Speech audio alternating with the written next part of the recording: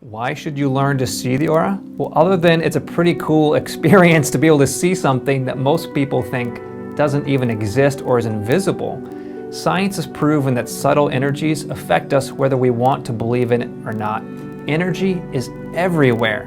Good energy, bad energy, and if you can tune into energy and see it like the aura, then you can affect how this energy impacts you in your life.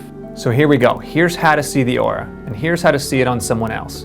What you want to do is ask them to stand about 10 feet away, and they should stand on something like what I have, which is a plain white or plain black background. And basically what you want is you just want something without any patterns, because that's going to make it harder to see the actual aura.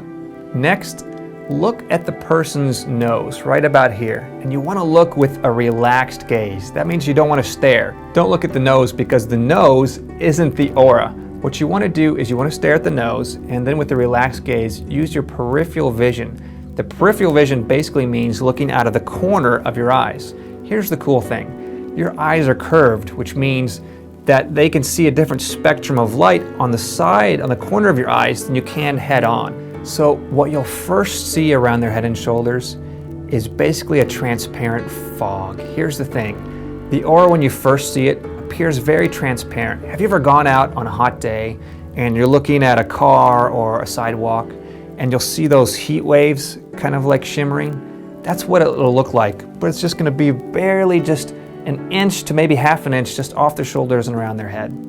Once you catch it, you just want to keep your gaze relaxed. Don't get excited and stare right at it, because then it's probably going to disappear. Okay? So once you catch it, just quietly observe it, just watch it, and just notice it. It's like you're just studying it. And as you begin to study it, that's when the aura is going to start to grow brighter and to come more into focus. Now, if you're looking at their nose and you're trying to use your peripheral vision and you can't quite catch it, move your vision from right at their nose to the center of their forehead. Just a slight movement up. Sometimes just that slight movement is all it takes to just catch it just for the first time. Because what you're trying to do is just notice it, and once you notice it, just to stay on it until you can see that it changes just a little bit. Some people can see the aura right away, others take a few minutes. Don't be discouraged, anybody can see it. Now this is probably something that for sure is going to happen. At some point, you're going to be seeing the aura, you're going to be practicing with it, and you're going to blink. And when you blink, it's going to completely disappear. Don't panic. This happens to everybody. Here's the funny thing, is that your mind, your consciousness, is plugged into your brain and your body, right? Whenever you blink like that, it tells your consciousness to reset. So remember, because you're watching the aura, you're tuning into that frequency of energy. As soon as you blink, it drops you back down to where you were before. The more you practice, the less this is going to happen. But in the beginning, it is going to happen. It happens to everybody. Just practice and you'll get your way through it. Now let's say you're by yourself, and here's how to practice seeing your own aura.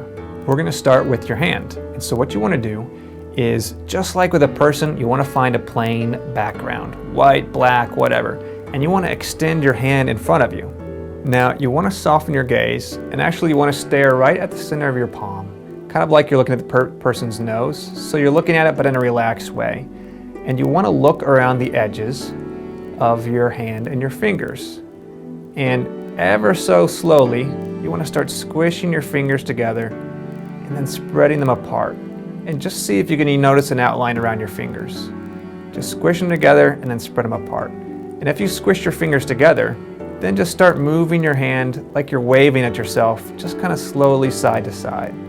And it's the same thing, just like with a person, is you're just trying to notice that faint outline first. And once you catch the outline, sometimes the movement helps, but once you catch that faint outline, you want to stop, and then you just want to, in a relaxed way, just focus on trying to bring the aura more into view.